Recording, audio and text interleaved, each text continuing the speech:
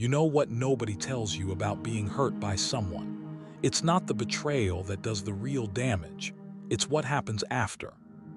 It's lying awake at 2 in the morning, replaying conversations that are already over.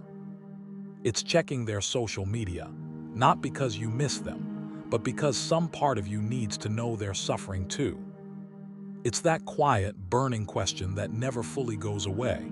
Do they even regret it? And here's what's dangerous about that question. It keeps you chained. Every time you ask it, you hand them a piece of your peace. But here's what I want you to stay for. Because what I'm about to tell you isn't a motivational speech. It's not about forgiveness. And it is absolutely not about being the bigger person. It's about something the Stoics discovered over 2,000 years ago that most people still haven't figured out. When you stop caring, truly stop, you don't just heal, you win. And I'm going to show you exactly how to get there. Let's start with something uncomfortable. Most people who hurt you, they're not thinking about you right now. They're not losing sleep. They haven't replayed the moment they walked away. They moved on, maybe even quickly.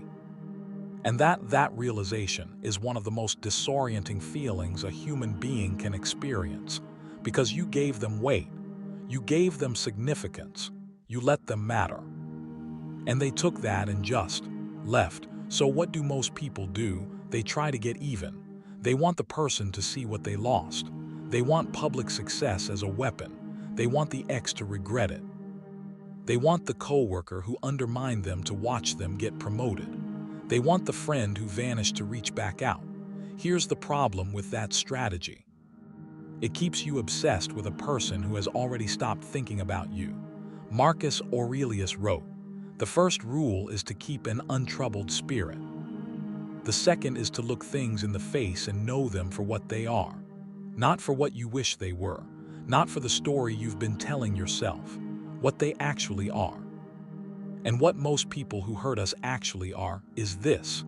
They were operating from their own wounds, their own limits, their own fears. That doesn't excuse it.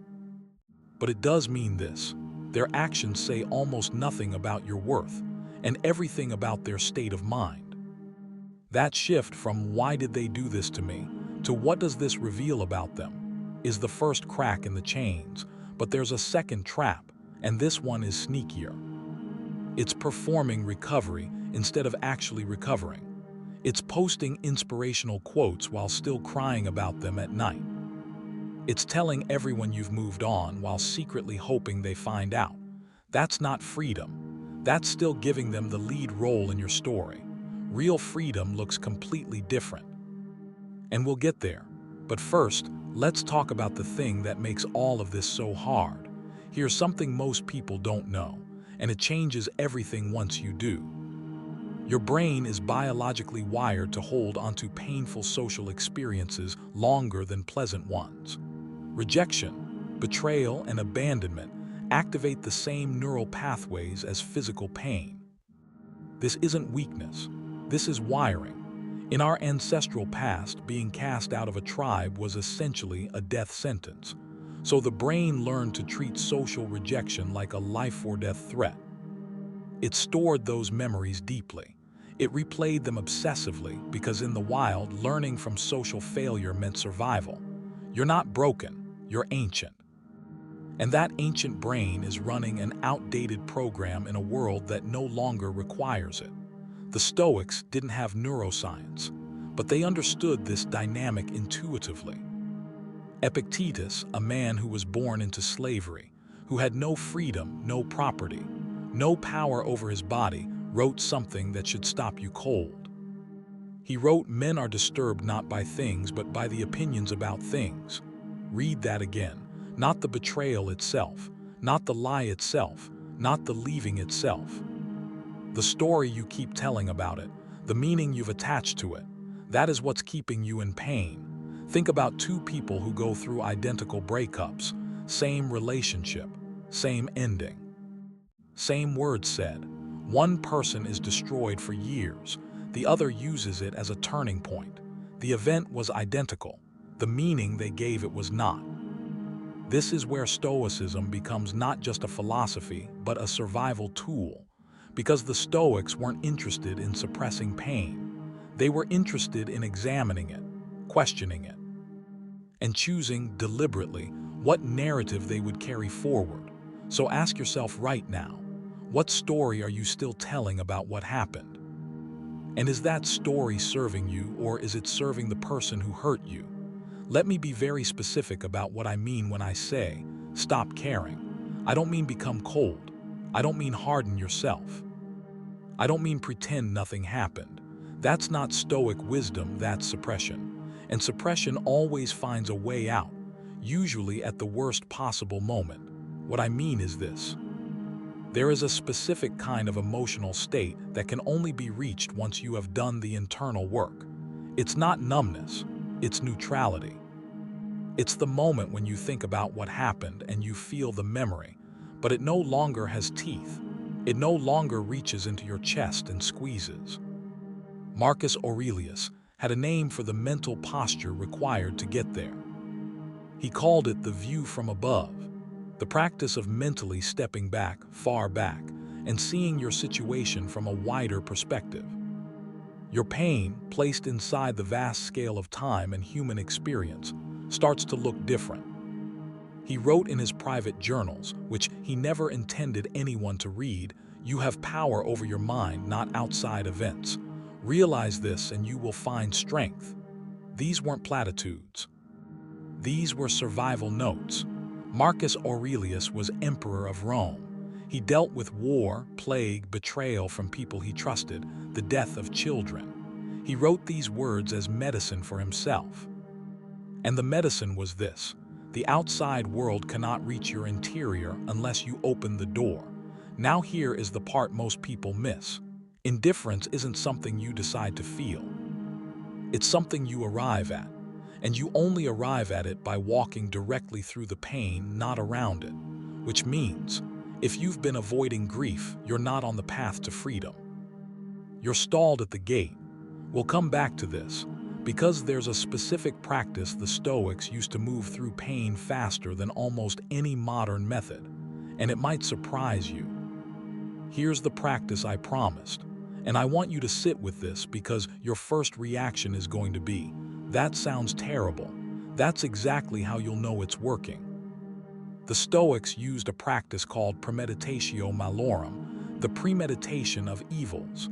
In modern language, negative visualization, the deliberate, calm contemplation of worst-case scenarios. Now most people, when something painful happens, do one of two things. They either obsess over it constantly and make it worse, or they try to distract themselves and avoid thinking about it at all. The Stoics did neither. They sat with it on purpose, calmly, like a scientist examining a specimen. Seneca wrote, "Rehearse your fears. What is the worst that could happen? And could you bear it?" This was not pessimism. This was inoculation. By fully imagining the worst, by allowing yourself to actually feel the weight of what you lost, you remove its power to ambush you. Because here's what keeps people trapped. It's not the pain itself. It's the fear of the pain. It's the avoidance. It's the suppression. The moment you turn around and face what hurt you fully, deliberately, with stoic calm, it begins to dissolve. Try this. Find 10 quiet minutes. Sit without distractions. Allow yourself to fully feel what the loss of that person or relationship meant. Don't narrate it. Don't analyze it. Just feel it. And then, and this is the key, ask yourself, what remains? After everything they took, what is still here? Your answer to that question is your foundation. It's what they couldn't touch, and it's where your rebuild begins. Because letting go doesn't mean erasing. It means carrying what happened without being crushed by it. There's a difference between a scar and an open wound. Scars are proof you healed. They're part of the story. They just don't bleed anymore. Now we get to the part that people come here for, but almost no one is ready to hear it correctly. Growth after pain, not as performance, not as revenge, but as the natural consequence of doing the internal work. Here's what typically happens. Someone gets hurt. They make a public declaration. I'm going to become the best version of myself. They hit the gym for 3 weeks. They post about it. They're watching to see if the person who hurt them noticed.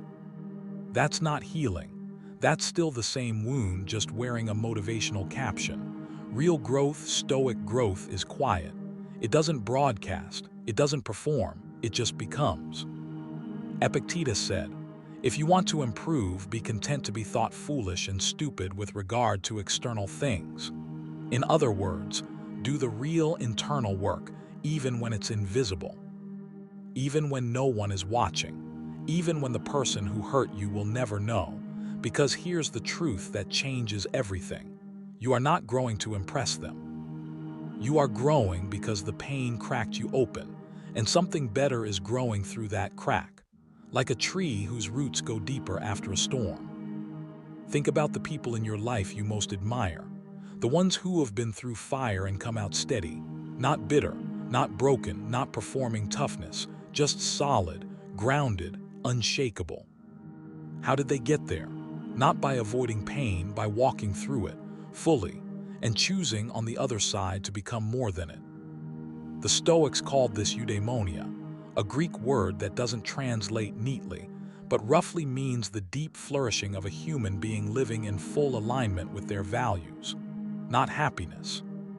Not pleasure. Flourishing. You cannot flourish while you are still waiting for an apology that isn't coming. You cannot flourish while you are measuring your progress by their reaction. You can only flourish when their opinion of you becomes genuinely, completely irrelevant. And here's the quiet irony of that moment. When it finally happens, when you truly stop caring, you will have become the kind of person they couldn't walk away from today. But that realization, you won't even enjoy it the way you thought you would, because by then, you'll be too busy living. Let me close with something Marcus Aurelius wrote that I have come back to more times than I can count. He wrote, "The best revenge is to be unlike him who performed the injury, not to outturn him, not to outpost him, not to find a better partner faster or make them regret publicly. Unlike. Be fundamentally, unmistakably, quietly unlike the person who hurt you." Because here is what people who have truly let go look like. They speak about those who hurt them without venom. Not because they've forgotten, but because they no longer need anyone else to validate their pain. They've already processed it. They're not scanning rooms for the person who wronged them. They're not writing speeches in their head about what they should have said. They don't carry the weight of an unresolved score. They're just free, and that freedom is not passive. It's not surrender. It is the most active, deliberate, disciplined choice a human being can make. To say, what happened to me does not define what I become. To say, the person who hurt me does not get to live rent-free in my mind for another single day. The Stoics understood that life will always contain people who lie to you, leave you, underestimate you, and use you. That is not a tragedy. That is just the territory of being alive. What is within your control is what you do next, the story you tell, the person you choose to become, the way you carry yourself when no one is watching. Peace, in the Stoic sense, is not the absence of struggle. It is the presence of a mind that no longer allows struggle to own it. When you reach that, and you will reach that if you do the work, you won't need them to know. You won't need anyone to see it. You'll know, and that will be more than enough. That's the Stoic truth about letting go. That's why when you stop caring, you win. Now I want to hear from you. Not about who hurt you, but about the moment it stopped hurting. The moment something shifted. Drop it in the comments. It doesn't need to be long. Just tell me, what did letting go actually feel like for you? And if this video reached something in you, something that's been sitting quietly for a long time, share it with someone who needs to hear it today. Subscribe if you haven't. Turn on the bell. Because every week we go deeper into how the ancient Stoics solved the exact problems that are making modern life harder than it needs to be. Stay calm, stay free, stay stoic.